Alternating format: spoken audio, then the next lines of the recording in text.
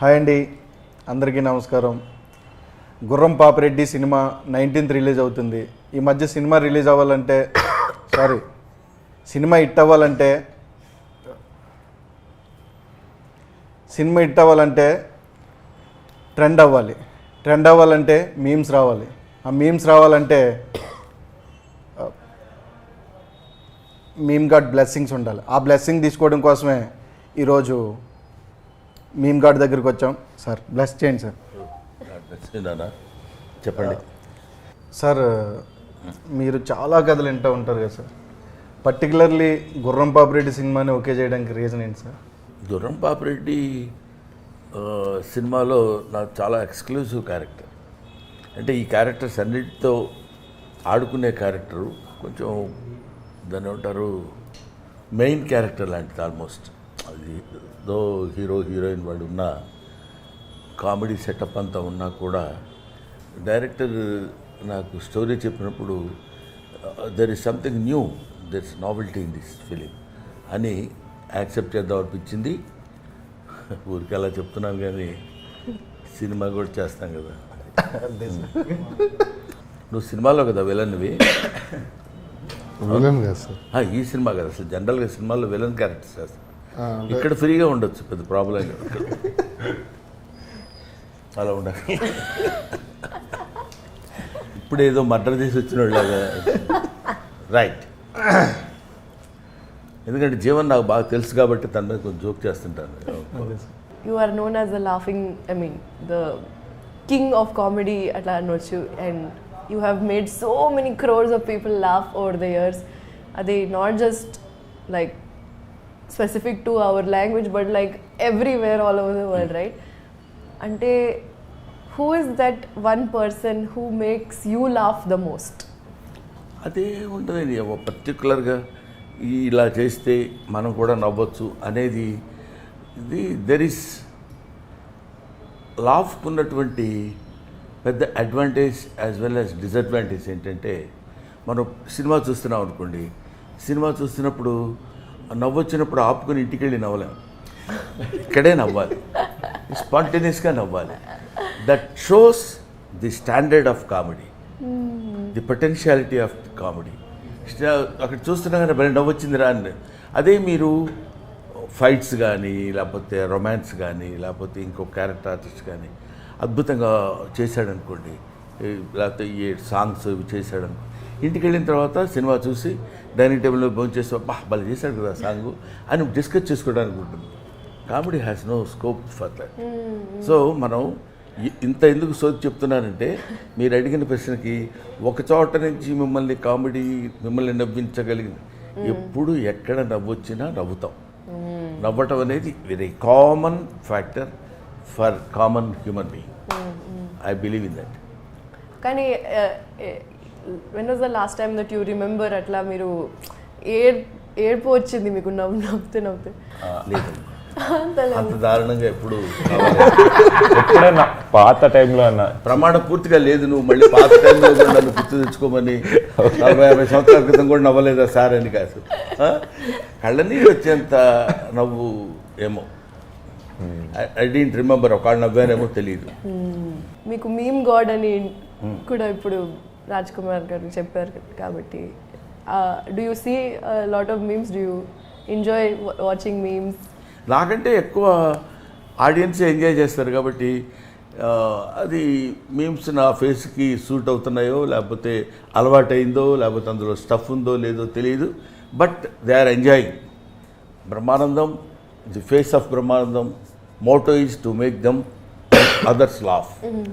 That meme is giving most ఒక ఇన్ని కోట్ల మందిని నవ్వించే ఫేస్ భగవంతుడు నాకు ఇచ్చినందుకు I felt I shall be ever thankful to God. అటువంటిది సరే మీమ్ గాడ్, మీమ్ డెమోగాడ్ అట్లాంటివి ఇవన్నీ వాళ్ళు ఇచ్చేవి ఉంటాయి కొన్నాళ్ళు. Of course we will enjoy it for time being. Sir, మీకు అసలు ఇంత ఇమేజ్ ఉన్నాక ఏదన్నా గ్రూప్ ఆఫ్ పీపుల్ని కలిసినప్పుడు ఫన్నీగా ఉండాలి అని ప్రెషర్ ఉంటుందా ఎప్పుడన్నా? నాకు ఫస్ట్ రెండు ఇదేంటంటే answers. First answer, group of people కలిసిన తర్వాత నేను ఎప్పుడు గ్రూప్ ఆఫ్ పీపుల్ని కలవను. First point, it's true, I'm not joking. ఎందుకంటే నాకు 2-3 కంటే ఎక్కువ ఉంటే గ్రూప్గా ఫీల్ అవుతాను నేను. కాబట్టి ఎక్కువ అది ఉండదు.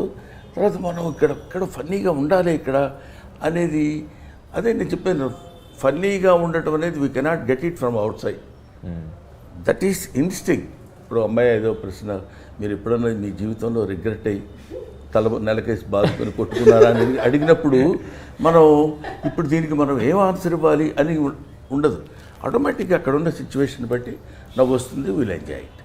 సార్ మీ లైఫ్లో లైక్ మీరు ఎదిగిన స్టేజెస్లో కానీ ఏదైనా కానీ లైక్ మనం పెరిగే కొద్దీ మన మెచ్యూరిటీ లెవెల్స్ పెరుగుతాయి, మనం అన్నీ తెలుసుకోవడం స్టార్ట్ చేస్తాం, ఇవాల్వ్ అవ్వడం స్టార్ట్ చేస్తాం.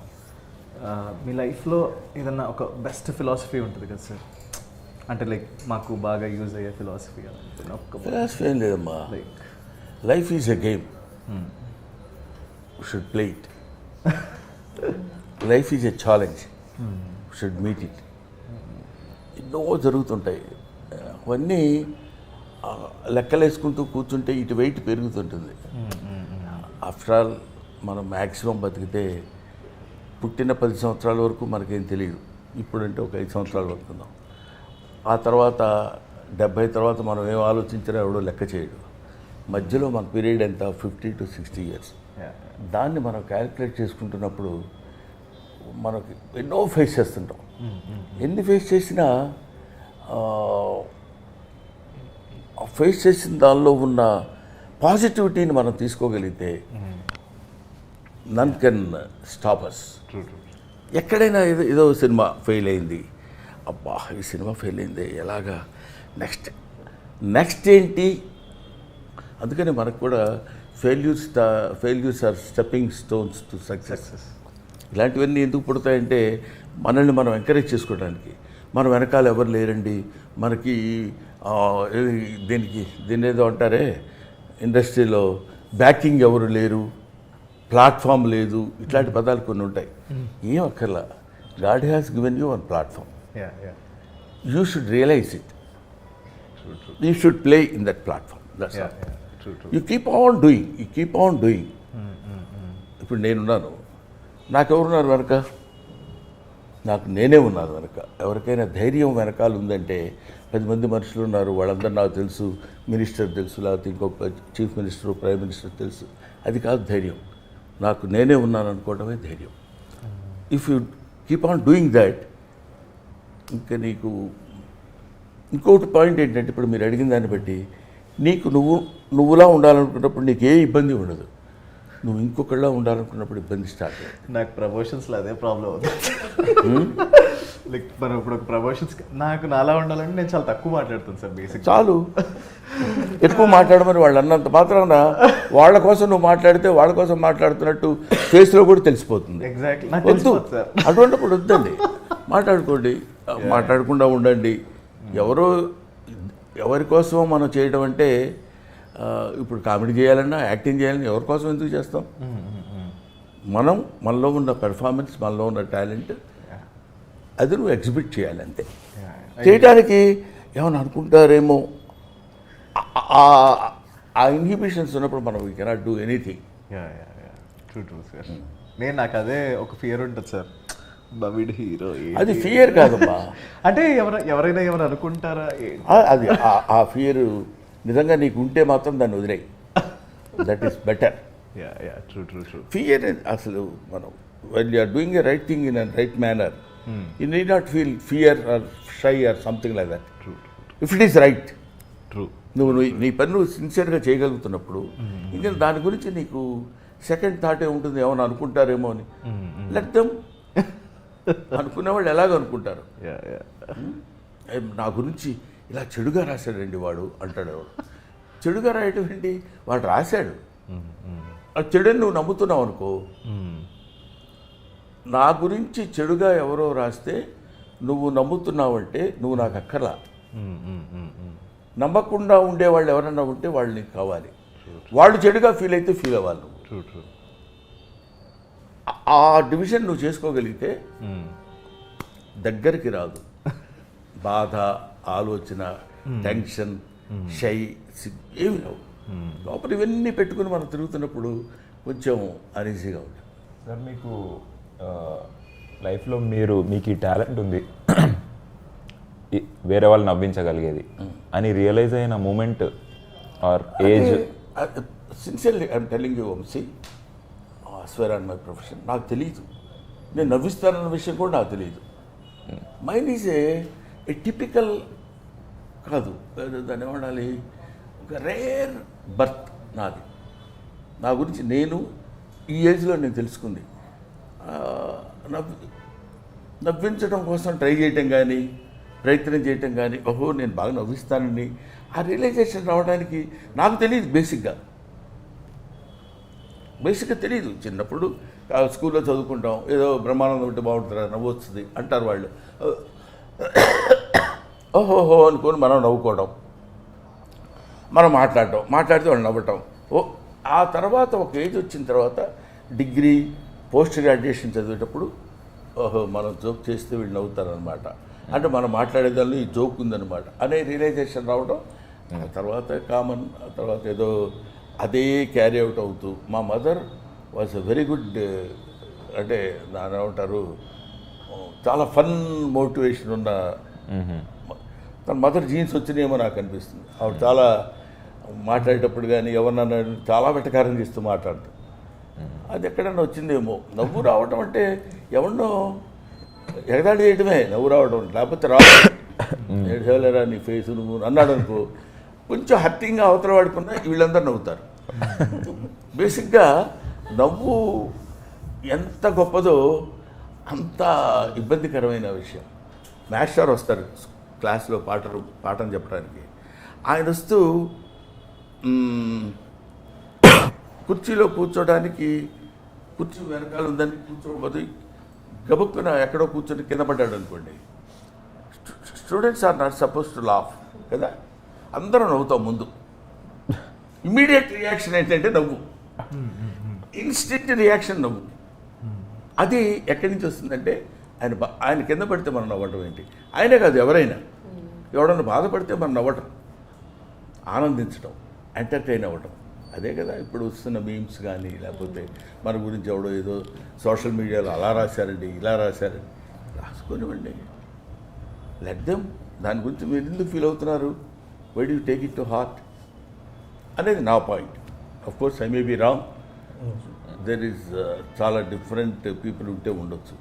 అందుకని నవ్వు మనం ఇది చెయ్యగలం, మనం ఇది చేయలేము అనేదని కాకుండా ఇట్స్ ఎ న్యాచురల్ ఫ్లో. అది నలుగురు రికగ్నైజ్ చేశారన్న తర్వాత అక్కడి నుంచి మనం జాగ్రత్తగా ఉండాలి. ఓహో మనం నవ్విస్తే నవ్వుతున్నారు కాబట్టి విచ్చలవిడితనం కుదరదు, limits. That's your responsibility to put a full stop or calm up that. ఇన్ని ఫిలిమ్స్ చేశారు కదా సార్, ఎప్పుడైనా మీకు డైరెక్షన్ చేయాలి అలాంటి ఇంట్రెస్ట్ వచ్చిందా సార్? లేదు అసలు. ఎందుకంటే that's a different art. Direction mixed with 24 crafts. Artist is only he will come and do some, వాడికి తెలిసిన యాక్టింగ్ ఏదో ఉంటే అక్కడ చేసి బాగా చేస్తే ఓకే అని, లేకపోతే 4 తిట్లు తిని వెళ్ళిపోవడం వరకు ఓకే. కానీ డైరెక్షన్ అలా కాదు కదా sir. Direction it's got its own ఒక వాస్ట్ సబ్జెక్ట్. అది అనుకుని చేయడం వేరు. మన డైరెక్షన్ ఒక కోడైటర్ మంచి బెడ్రూమ్ పెట్టుకుని యాక్షన్ సౌండ్ అని చెప్పేయడం యాక్టింగ్ డైరెక్షన్ అనుకునేవాడు చేయొచ్చేమో. మన కథ విన్నప్పుడు ఎలా అనిపించింది సార్ మీకు? పేరు గమ్మత్తుగా ఉంది, గుర్రం పాపిరెడ్డి అని. అంటే కొత్తగా ఉంది, ఇదేదో కొంచెం వినటానికి ఏదో దాన్ని ఏమంటారు క్యూరియాసిటీ ఉంది, ఏంటిది అని. ఆ తర్వాత అతను చెప్పిన స్టోరీలు చెప్పిన పాయింట్స్ అవి చూస్తుంటే తర్వాత డైరెక్టర్ ఈ సినిమా పర్టికులర్లీ డీల్ చేసిన విధానం నాకు బాగా నచ్చింది. చెప్పినప్పుడు స్టోరీ బాగుంది, డైరెక్టర్ డీల్ చేసిన విధానం కూడా బాగుంటుంది అనే నమ్మకంతో నేను యాక్సెప్ట్ చేశాను. ముందు అసలు ఇయర్కి ఏదో కొత్త శబ్దం వినపడింది అన్న ఫీల్ వచ్చింది. ఓకే. మామూలుగా ఇప్పుడు గేదెల పాపిరెడ్డు ఇంకోటి ఎవరికి ఇష్టం వచ్చింది వాళ్ళు చెప్తారని. ఇప్పుడు నాకు తెలిసినంతవరకు నా ఎక్స్పీరియన్స్లో కొంతమంది ఏం చెప్తారంటే, నా అనుభవంలో చెప్తున్నాను అని మొదలు పెడతాడు, మొహం పెద్ద గంభీరంగా పెట్టి, వీడు అనుభవం ఎవడికి కావాలి, అది ఎదుటివాడిని ఎంటర్టైన్ చేసిందా లేదా, సింపుల్ లాజిక్. అంతే సార్. అది మనకి ఉన్నప్పుడు ఆటోమేటిక్గా మన వాళ్ళు దాన్ని ఏమంటారు, వాడు ఎవరు ఏంటి. చాలామంది ఏమన్నారు తెలుసా, ఎవరండి అన్ని న్యూ ఫేస్లు అంటే పాత ఫేస్లు కావాలా, వాళ్ళైతే చాలా గొప్పగా చేస్తారా, న్యూ ఫేసెస్లో యాక్టింగ్ ఉండదా, ఈ పాత ఫేస్ ఎప్పుడు న్యూ ఫేస్ కాదా. అది సింపుల్ లాజిక్ అండి అది. అదేం పెద్ద మేధావితనం అక్కడ ఆలోచించుకోవడానికి. బ్రహ్మానందం గ్రేట్ కమెడియన్, మేమ్ గాడ్ అన్నారు. Brahmanandam was a upcoming comedian 40 years back. అంతే కదా. నువ్వు కొన్ని లక్షల మెట్లు ఎక్కాలన్నా మొదటి మెట్టు ఎక్కాలి కదా. ఆ మొదటి మెట్టు ఎక్కువ వాడిని పట్టుకుని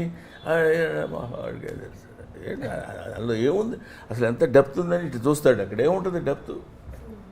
మనం చెప్పేదాన్ని బట్టి, మనం తీసేదాన్ని బట్టి, మనం ఇచ్చే ఆలోచన బట్టి, ముందు ముఖ్యంగా ఇక్కడ కావాల్సింది ఏంటంటే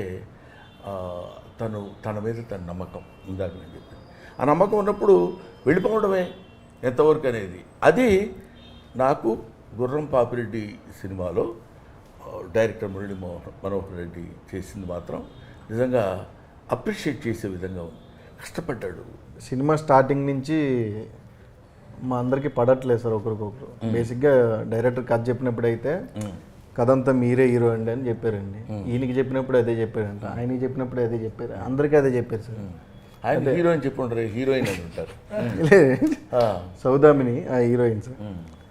అదే కథ మీ అందరు ఎవరికి చెప్తే వాళ్ళకి హీరో అన్నారండి సార్. మీరు ట్రైలర్ టీజర్ చూసారు కదా సార్, మీకు ఎవరనిపించారు సార్? ఇప్పుడు ఇందులో మనం బేసిక్గా 2 మెట్లు ఎక్కువ ఆలోచించాలి కదా సార్. చెప్పండి. ఏంటంటే హీరో అంటే గొప్పోడని, కమెడియన్ అంటే తక్కువడని, క్యారెక్టర్ ఆర్టిస్ట్ ఒక మాదిరి అని, విలన్ అంటే 80% అని, ఈ లెక్కలు వేసుకోవడం మనం పెట్టుకున్న పేర్లు తప్ప. Artist is one, artist are so many. గుర్తుపెట్టుకోండి. అది కామెడీ కావచ్చు, ఇంకోటి కావచ్చు. అతనేంటంటే మీ క్యారెక్టర్ మంచిదండి, మీరు చాలా బేసిక్గా చాలా బాగుంటుంది, మీరే మెయిన్ క్యారెక్టర్, మీరే డ్రైవ్ చేస్తారు అని తన ఉద్దేశంలో ఉన్న పాయింట్ మనకు చెప్పవచ్చు. ఇప్పుడు నువ్వు హీరో అయిపోదాం, నేను కూడా హీరో అయిపోదాం అనుకుంటే ఎట్లా? అంతే సార్. ఎలుకే ఏనుగే కదా. Simple logic. ఎలుగు చూసి నాకు ఈ పర్సనాలిటీ అది ఇస్తే ఉండేవాడిని అనుకోవటం. అందుకని మీరే హీరో అని చెప్పినప్పుడు అది అనుకోవడానికి లేదు. హీరో అంటే that is his job, he is doing that. Heroine that is her job, she is doing that. Comedian మన జాబ్, మనకిచ్చిన వర్క్ మనం చేసిన దానిలో ఎంత పర్సంటేజ్ నువ్వు కరెక్ట్గా how much attention you are paying towards your justification of your character అనే దానిలో మనం నిలబడాలి. విన్నారు కదా, నేనే హీరో. అంతే సార్. ఓహో, అదే చెప్పడానికి ఎందాడి నుంచి మరి చెప్తే ఇంతసేపు అనేవాడు కాదు కదా, నువ్వే హీరో, వీళ్ళందరూ అట్లా ఫీల్ అవుతున్నారు కానీ అని. ఇప్పుడు మాకు 5 రోజులు ఉన్నాయి సార్ రిలీజ్కి. మనకి ఈ 5 రోజుల్లో ఇప్పుడు ఎలా అయిపోయిందంటే ఇంకా మార్కెట్ చేస్తూనే ఉండాలి ఏదో ఒక ఐడియాస్. ఇక్కడ బేసిక్గా ఏదో ఐడియాస్, ఏదో మార్కెట్ చేయాలి. ఈ కాంపిటీషన్ ఎక్కువైపోయింది వంశీ, తప్పట్లేదు. ఈ కాంపిటేటివ్ వరల్డ్లో ఒకడిని మించి ఒకళ్ళు చేయాలి. ఏదో చేసి ఏదో సంతృప్తి పరిస్తే మనం పెట్టి బేసిక్గా ఏంటి, భార్యామూలమిదం గృహం, కృషిమూలమిదం ఫలం, వేదం మూలమిదం జ్ఞానం, ధనం మూలమిదం జగత్. ఒక్కడికి అర్థం కాలేదు, అర్థం అవ్వాల్సిన పని లేదు. కాకపోతే ఇక్కడ చివరికి చెప్పింది ఏంటంటే డబ్బు. By hook or crook we should earn money. వాడు ఇట్లాంటి మీటింగ్స్ లేకపోతే ఇలాంటివి పెట్టి దీని ద్వారా బ్రహ్మానందం ఏదో కొన్ని సమాధానాలు చెప్పాడు, రాదు ఏదో గుర్రం పాపిరెడ్డి దానికి ఆడేదో ఇంటర్వ్యూ ఇచ్చాడు, చాలా బాగుందన్నాడు అని ఇది జనంలో కొంతమందికి వెళ్తే, ఈ మీమ్ గార్డు ఈ ఫేస్ చూసి కొంతమంది విని అసలు ముందు సినిమా ఎలా ఉంటుంది అనుకునే దానికంటే గుర్రం పాపిరెడ్డి అనే సినిమా ఒకటి రిలీజ్ అవుతుంది అని తెలియపరచడం కోసం తెలిస్తే ఎక్కువ మంది చూస్తారు. సార్ మీరు ఎక్కువగా అడగటమే చూసారా అసలు సార్ మీరు ఏంటి అసలు చచ్చిపోయిన 11వ రోజు మనం మాట్లాడుతున్న ఫీలింగ్ ఎందుకు? ఇటువంటి మనిషి అసలు ఎప్పుడు అంటే ఏం చెప్పాలి నేను? ఫన్నీగా ఉంటుంది, కామెడీగా ఉంటుంది, ఏం చెప్పాలి? సార్ మీరు ఫన్నీగా ఎక్కువ నవ్వుకునే మూమెంట్స్ ఏముంటాయి సార్? ఇదిగో right. Thank you very much brothers. Thank you sir.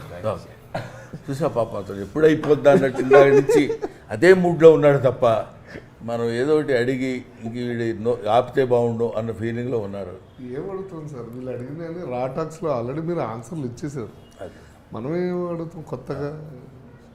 ఆయన ఒక్కడే జీనియస్ సార్. అడగకపోవడం genius. No action is acting అని. రైట్ అమ్మా, thank you. Thanks, sir. Zion.